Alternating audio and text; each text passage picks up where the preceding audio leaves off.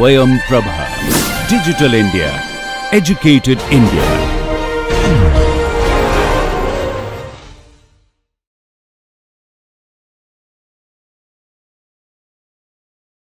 This is a very interesting videos. We talked about a dynamic effect of wind loads, right? And we also have a suspension bridge in Bandra Worli sea link, right? What happens that suspension bridge is relatively flexible, and due to wind, it might excite one of the modes of the vibration of the bridge, and it might lead to the failure of the bridge. So all these structures need to design to withstand the effect of wind load. So I'm going to play this video. It's quite dramatic actually. You can have a look at this video and see how the amplification. So you can see the deck of this bridge. What happens that wind starts flowing below and above the deck of the bridge, and because of the pressure differential, it starts above and the below the deck of the bridge, it starts to vibrate. Okay, and of course there are more accurate, I'm just providing explanation in layman terms, but there are more accurate failure studies that have been reported on this failure, Tacoma Narrows Bridge. You can go have a look at those studies. This keeps on vibrating. Okay, and the amplitude keeps on increasing till finally it leads to the failure of the building. And I would just directly go to that slide where it leads to the failure of the building.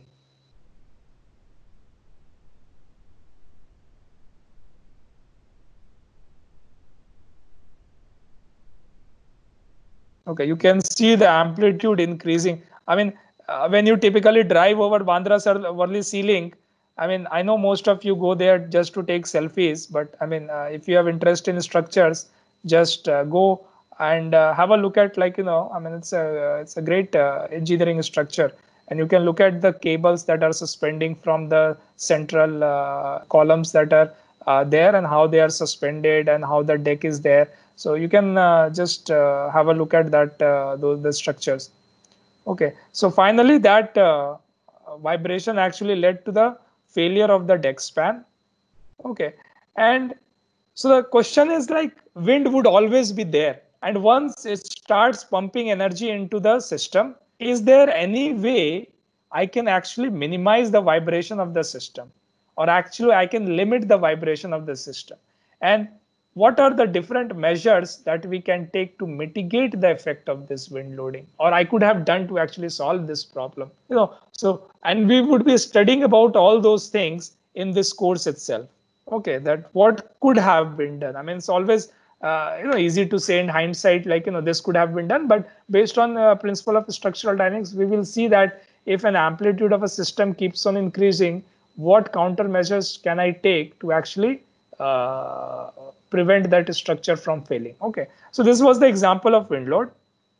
What I'm going to show you, other kind of dynamic load, that is the impact load. After I mean, recent events in 2000, many of the structures are not now being designed for impact loads. Even before that, actually, structures, even especially critical defense structures, are designed for impact loads. So what I'm going to show you here is a reinforced concrete wall, heavily reinforced concrete wall, and then there is a phantom aircraft, and it is actually impacting into this wall here.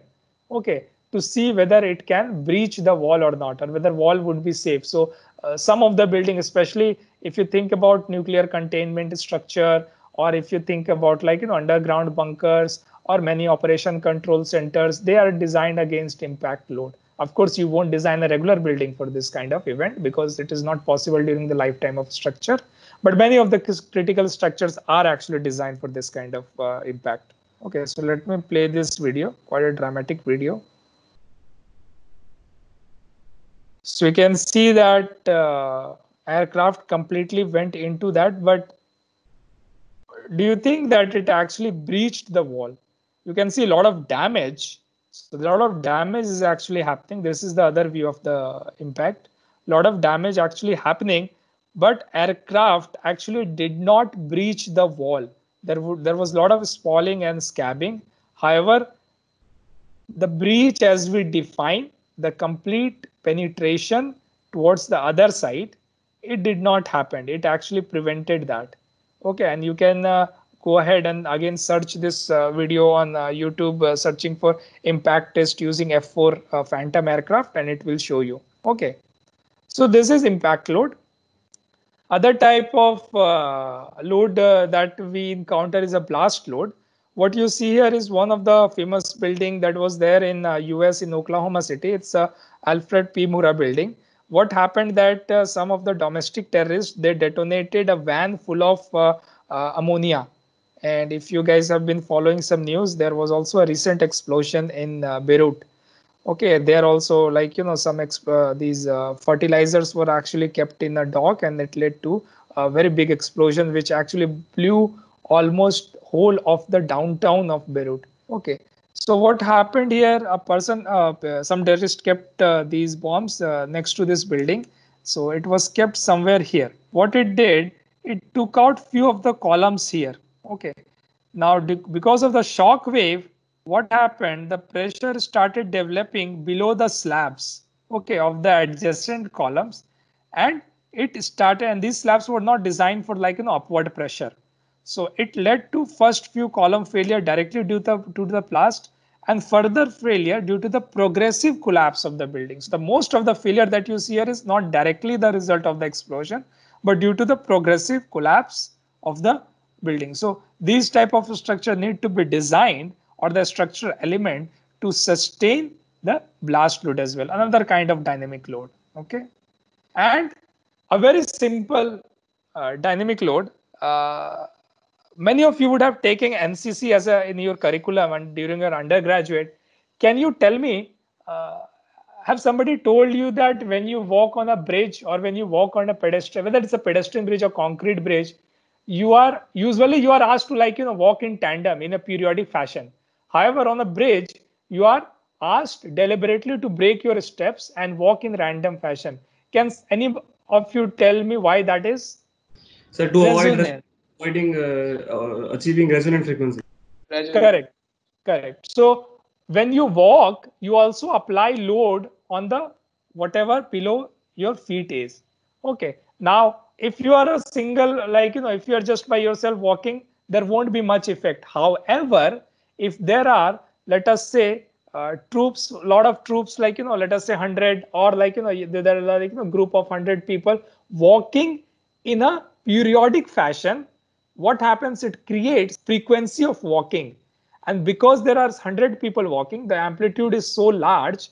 If that frequency of walking matches with the frequency of the pedestrian bridge or other type of bridge that you are walking on, it might lead to failure of the building. And I will show you that is actually happening. This was one of the pedestrian bridge that actually opened in London, and it was open to the public. And people noticed within the first week itself, you can see that there are a lot of people standing, and there are a lot of vibration happening. And by the inherent nature, what people do, once something starts shaking, they start to shake it more, just to get a fun out of it. So they started doing that, and the pedestrian bridge was actually declared unsafe for any further pedestrian use. Okay, so they had to come up with some countermeasure. So this pedestrian bridge actually did not fail. They closed the bridge, and then they took some countermeasure. So even if the people are still walking, how the resonance could be prevented. And you will learn in the chapter 2 or chapter 3, and they are also showing the example of the Tacoma Narrows Bridge that we saw some slides earlier, that if there is a resonance, and which might happen, intentionally or unintentionally, is there any way or countermeasure that I can take so that even in case of resonance, it does not lead to unbounded response that keeps on increasing? Okay, we'll see that how to do that. Okay, so this is the example of bridge, the walking load. Okay, so let us come to the pretext of this dynamics subject. Okay, the pretext is, you have shown a building and an earthquake load is being applied on that. First, we need to say what we are trying to do through this course. Whenever you start a course, you should be very clear about the objective of the course. What are you going to achieve by enrolling for that course? Okay, what are you trying to solve and how you are going to do it and what are within the scope of this course. Okay, so first let me describe the problem statement. The problem statement here is how to build a structure or how to build a system that can sustain dynamic effects of the load and basically mitigate their detrimental effects. Okay, so design a structure or a system or a machine to sustain dynamic effect of load. Okay, and then the question becomes, well, how do I do that? Okay, so the answer could be very simple. Well, you design the structure to sustain that dynamic effect, but there are different steps involved. Okay, so what is the solution? Design structure for dynamic effects of load. And what are the things required for that? First, if you have a structure, it could be a building, it could be a machine, it could be a different system. You need to simplify a complicated structure to a, let us say, very simple structure. For example, this structure can be represented by simple beam and column. Okay, so first you need to create a single degree of freedom system or multiple degree of freedom system, okay, of this structure or any other system so that it is amenable or it is amenable for doing numerical analysis. The second step is get the dynamic properties of the structure. So get the time period of the structure, from its material and the geometric properties. Okay, and using other simplified methods. Once that is there, you apply this vibration, and then once you apply this vibration, you can calculate the dynamic response of the system. So in terms of dynamic response of the system, you can calculate what are the base shear here.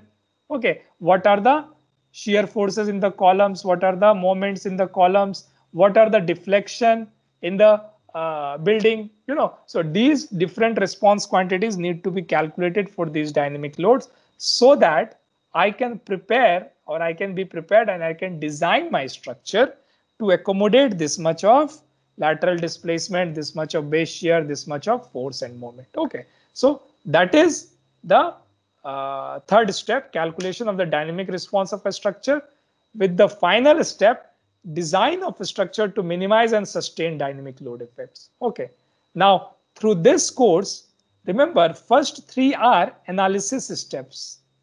Okay, and the fourth step is the design step. Okay, so the scope of this course limited to the first three steps. We are not going to get into the design of a structure. I will show you what, how does it fit into the bigger picture, fill the gap, that is a structural dynamic course. But the structural dynamics course, the scope of this course is the first three things. It's an analysis course. You are going to see how to analyze a structure. Okay, get the response quantity, but for design, you're probably going to be taking other courses. Okay, so what is the context of this course? Where does this course fits into the overall picture of your curriculum, and how does it help you to equip with the knowledge that is required to get your job? Of course, if your job interest is to get in structural engineering, how does this course fits into the bigger picture? Now, let us first come from the undergraduate courses. If you remember, we discussed steps required to design a structure. So the first step is what? How to find out forces on a structure. Okay, and what did you do? You took a course on engineering mechanics to find out the forces on a structure. Okay, but forces might not be sufficient. Okay, you also need to find stress and strain on a structure. Okay, because most of the failure actually happens because of stress and strain and can be represented through stress and strain rather than forces. Okay, so to get stress and strain, you took a course on solid mechanics in your undergraduate. Okay, and then you also needed to find out how you can find internal forces. So remember, engineering mechanics did not teach you to find out internal forces, just the reactions, support reactions and the external reaction. For internal forces and deflection, you took the course in structural analysis or structural mechanics, more appropriately, let us call it structural mechanics. Okay, and then you took, after you did these three analysis courses, okay, you took the fourth, you took other courses, specialized courses to design specific type of a structure like steel design and concrete design. Okay, now in the graduate curriculum, the steps required for now advanced analysis and design. Okay, If you want to find out forces on a structure, you have advanced structural mechanics course, which I think is CE 611.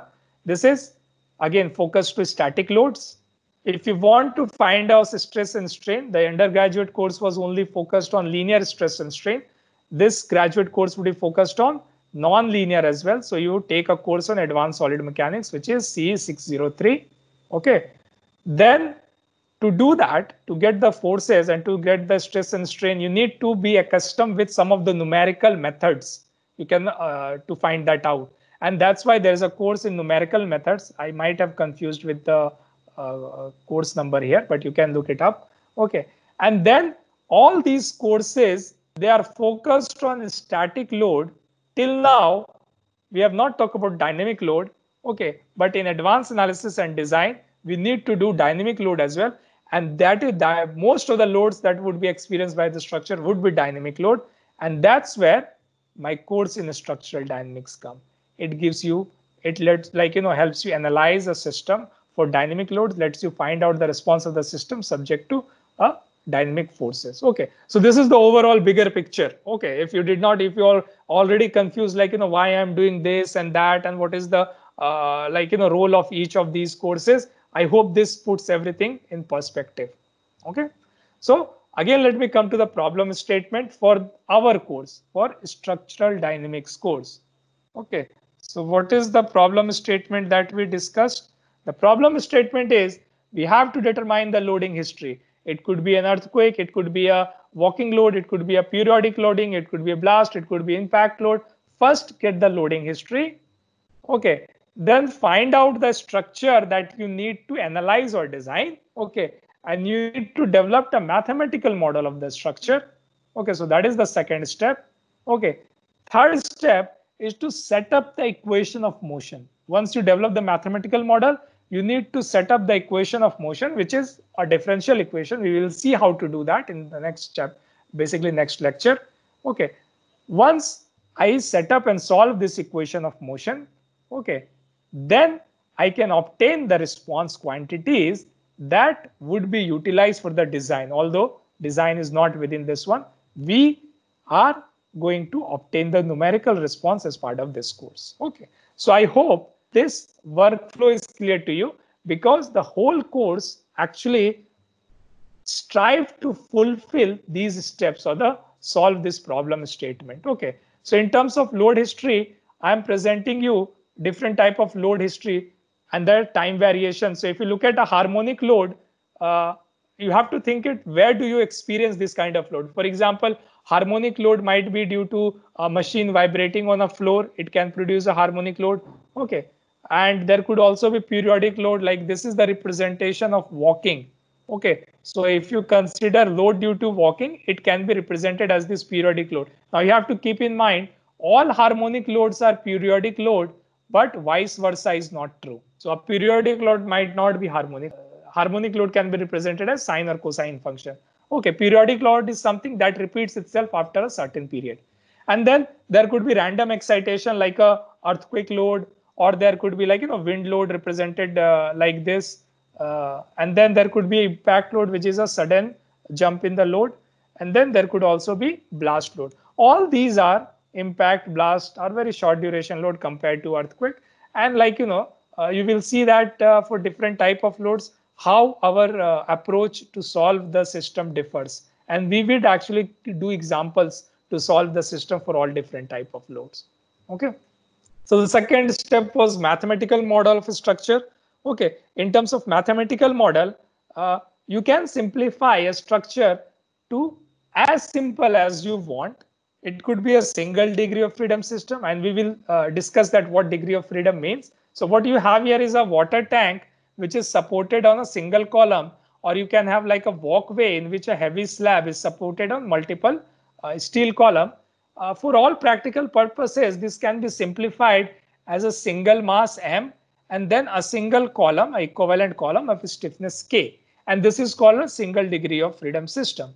Or there could be a more complicated system, for example, a building, which could be simplified through to a series of beam or columns like this, okay, which with the slab loads acting on these beam and columns.